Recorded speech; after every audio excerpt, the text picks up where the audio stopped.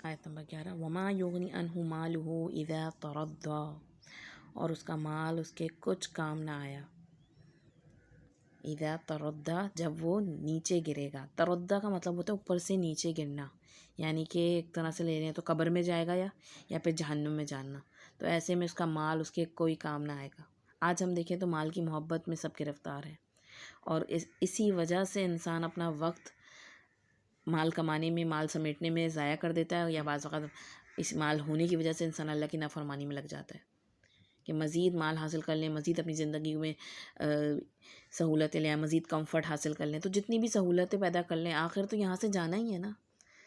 अगर सहूलतें पैदा करते करते फ़राइज़ अदा ना कर सके, नमाज़ पढ़ने की भी टाइम नहीं निकाल सके, तो रिज़ल्ट क्या होगा, क्या नतीजा हासिल करेंगे।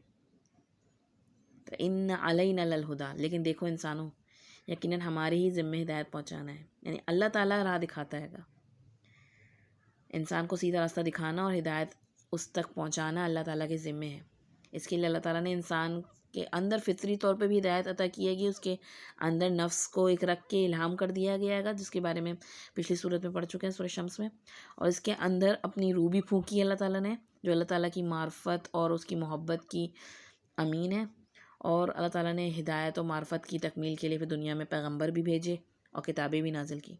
गोया अल्लाह ताला ने कई ज़राए से इंसान को राह हिदायत दिखाने का फुल एहतमाम फरमा दिया। व इन्ना लनल आखिरति वल ऊला, और हमारे ही लिए है आखिरत और दुनिया भी, यानी दुनिया और आखिरत दोनों अल्लाह ताला के हाथ में, हर चीज़ का मालिक वही है। दुनिया चाहिए या आखिरत चाहिए, दोनों ही हमारे पास है। अब तुम खुद फैसला करोगे तुम क्या चाहते हो। फ़अनज़रतुकुम नारन तलज़्ज़ा, फ़अनज़रतुकुम, देखो मैंने तुम्हें ख़बरदार कर दिया है, नारन, आग से, तलज़्ज़ा, लज़्ज़ा कहते हैं दहकना, बहुत दहकती भड़कती हुई आग से, ब्लेजिंग फायर, शदीद भड़कती हुई आग। और इंजार का मतलब क्या होता है, बुरे काम के नतीजे से ख़बरदार कर देना, बहुत इंतहाई शफ़क़त से।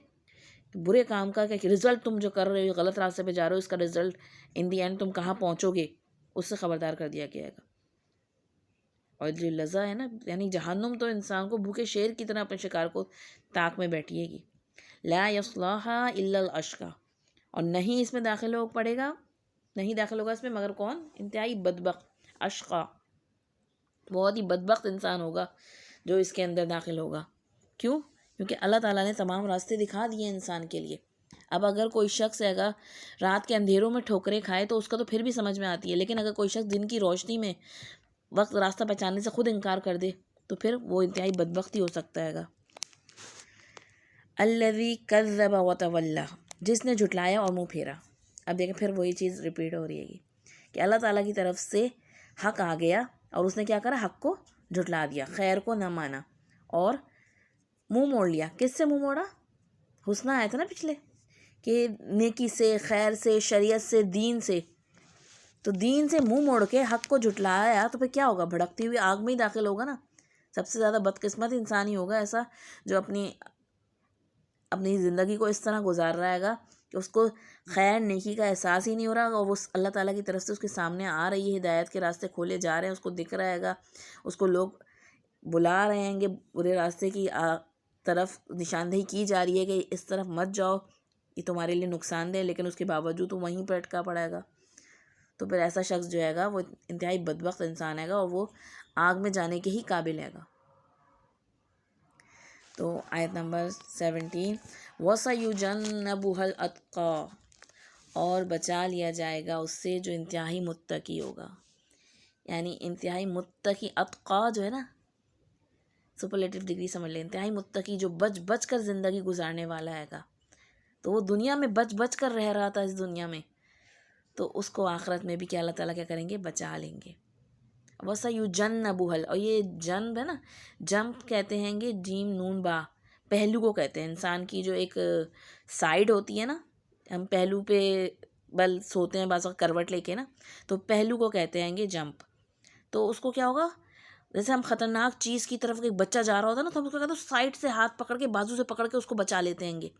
बिल्कुल इसी तरीके से जब वो जहन्नुम के ऊपर से जा रहा होगा तो उसने दुनिया में अत्का वाली ज़िंदगी कैफियत में गुरा होगा, बच बच कर अल्लाह की नाफरमानियों से, अल्लाह की नाराज़गी से डर डर के ज़िंदगी गुजारी होगी। तो उसको वहाँ पे क्या करा, साइड से उसको वहाँ पे खींच के जहन्नुम से बचा लिया जाएगा। वसयुजन्नबुहल अतक़ा, क्यों? उसकी क्वालिटी भी बताई जा रही है। अल्लज़ी युअ्ति मालहु यतज़क्का, ये वो शख्स था जो अपना माल देता था ताकि अपने नफ्स को पाक करे। यानी माल देने के पीछे क्या उसकी दिल में उसका नियत क्या होती थी कि मेरा अपना नफ्स पाक हो जाए। सदका करने से वैसे भी इंसान के गुनाह जो होते हैं पाक होते हैंगे, और ज़कात का तो लफ्ज़ी मायना ही क्या है? पाक करना। तो असल चीज़ क्या थी कि अपने तज़किये के लिए दूसरों को देता था। वमा ली अहदिन इंदहु मिन निअमतिन तुज्ज़ा, और इसके ज़िम्मे किसी का एहसान नहीं था कि जिसके बदले में वो दे रहा हो। यानी जब वो खर्च कर रहा होता था वो इस बदले में नहीं खर्च कर रहा होता था, बल्कि सेल्फलेसली माल खर्च करता था। अल्लाह ताला से रिटर्न चाहिए था, रिटर्न की तवक्को के बग़ैर, दुनिया में रिटर्न की तवक्को के बग़ैर खर्च करता था। किसी बात है हम कब माल खर्च करते हैं? माल खर्च करने का असल मकसद हमारा अपने आप को पाक करना होना चाहिए। एहसान के बदले में खर्च करना यहाँ पे जिक्र नहीं हो रहा। एक तो इंसान होता है ना अपने ऊपर खर्च करता है, एक दूसरों पे खर्च करता है। दूसरों पे भी किस तरह खर्च करता है? बाज़ वक़्त दूसरों पे खर्च करता है तो अदल बदल हो रहा होता है कि इन्होंने हमें कुछ दिया तो इसके बदले में हम कुछ दे रहे हैं, कोई गिफ्ट्स दे रहेंगे, या फिर होता है जैसे इंसान को तनख्वाह मिल रही है, कोई आपने सर्विस ले रहे हैं उससे हायर। एक होता है इंसान उसको दे जिसने कोई एहसान भी नहीं किया और जिससे वापस मिलने की तवक्को भी नहीं है, वहाँ पर खर्च करना तो अतका कहलाएगा। कि ऐसी जगह खर्च करना जहाँ से इंसान को मिलने की तवक्को भी नहीं है कि वापस ही आएगा, रिटर्न आएगा हमारे पास कुछ। हज़रत अबू बकर सिद्दीक़ ताला के वालिद जो थे ना, वो कहा करते थे कि तुम कैसे गरीब लोगों को आज़ाद कर रहे हो, तुम कुछ नौजवानों को आज़ाद करो जो तुम्हारे काम भी आएंगे बाद में।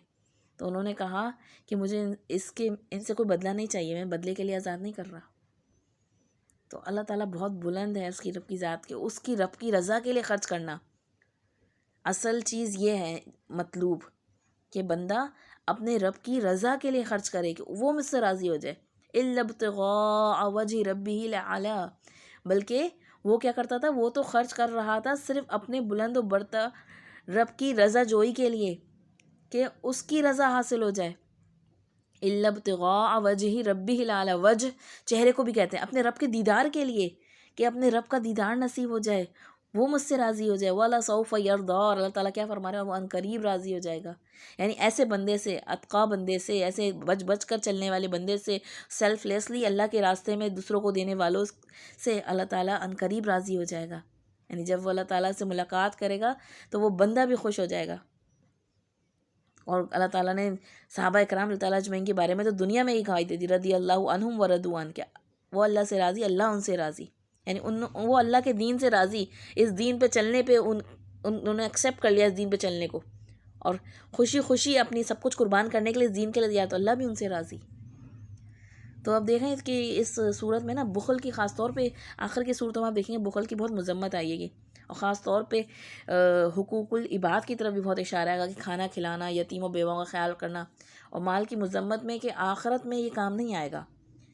इसको आज तुम ऐसी जगह जमा कराओ कि तुम्हारी आखिरत में तुम्हें फ़ायदा हो। और जो इंसान अपना इंटरेस्ट शो करेगा ना, तो अल्लाह ताला उसी को हिदायत अदा करता है। अल्लाह ताला के हाथ में हिदायत हैगी। तो आप इसको थोड़ा सा स्टार्टिंग से देख लें कि रात जो है और दिन की, यहाँ पे रात की कसम खाई गई है। तो रात होती है कि अंधेरा, और सिम्बोलिक है एक तरह के गुनाह, अंधेरे में ज़िंदगी इंसान बसर कर रहा है, जहालत है, कुफ्र शिर्क के अंधेरे। और दिन क्या? दिन है रोशनी, इल्म है, ईमान है। इसके साथ इल्म और ईमान के साथ इंसान ज़िंदगी गुजर कर रहा है। तो दोनों में फ़र्क है, दोनों के अपोजिट सामने दिखाए जा रहे हैं। फिर इंसान, दोनों मर्द और औरत, दोनों का दायरा कार फ़र्क है, दोनों एक दूसरे के अपोजिट है। इस्लाम ने ऐसी बराबरी नहीं सिखाई कि दोनों को एक ही कर दिया जाए। दोनों के अलग अलग काम हैंगे, दोनों की कोशिश भी फ़र्क है, दोनों में डिफरेंस है। ये नहीं कि आप एक दूसरे को खींच तान कर अपने जैसा करने की कोशिश करें कि मर्द औरतों वाले काम करने लगे, औरतें मर्द वाले काम करने लगे, तभी बराबरी होगी। नहीं, जिसको अल्लाह ने जैसा बनाया वैसा ही है। और सबकी कोशिश देखी जा रही है, सबकी अपनी चॉइस है, सबके मिजाज का फ़र्क हैगा। कौन अपनी चॉइस और खुशी के साथ अल्लाह की रास्ते में लग रहेगा। और हमें एक्सेप्ट भी करना है दूसरों को, इस फ़र्क को, उनके इस फ़र्क को एक्सेप्ट करते हुए, इख्तिलाफ़ को एक्सेप्ट करते हुए साथ चलना हैगा। और फिर नेकी और बदी, ये दोनों भी फ़र्क हैं, वाज़े कर दी गई हैं। और फिर दोनों के अंजाम भी फ़र्क हैं। जिस तरीके से नेकी और बदी का रास्ता, दोनों फ़र्क है, नेकी और बदी के रास्ते में कोशिश करने वाले फ़र्क हैं, इसी तरीके से उनका अंजाम भी फ़र्क है। तो फिर अब आज हमारी चॉइस है कि हम कौन सा रास्ता चुनते हैंगे, किस चीज़ पे आपके फ़ोकस करके उसके लिए ख़र्च करते हैंगे। और ख़र्च करने में सिर्फ माल नहीं आता हैगा, आपका वक्त भी, आपकी सलाहियतें भी, आपकी हर हर वो नेमत जो अल्लाह ताला ने आपको अता की है, आप वो कौन से रास्ते में खर्च करते हैंगे। अतका बनना चाहते हैं हम, या फिर वो बदबख्त अशक़ा। अल्लाह ताला हमको बच बच कर ज़िंदगी गुजारने वाला बनाए।